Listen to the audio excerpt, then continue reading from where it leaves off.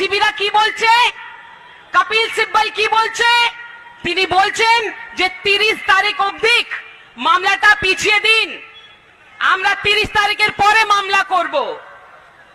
যদি আপনার জাস্টিসের তাড়া আছে তাহলে আপনি কেন টাইম নিচ্ছেন? কেন? মুখটা কালো হয়ে গেছে আর জবাব নেই যে কেন টালা থানার ওসি সমস্ত জিনিসকে ধামাচাপা দেওয়ার চেষ্টা করলো। আর তারপরে একজন মহিলা হয়ে যে ডাক্তার মেয়েটি আজকে আমাদের মধ্যে নেই, তার মার জন্য বলছে আমি তো সেরকম কিছু বলিনি যে টাকা দিব।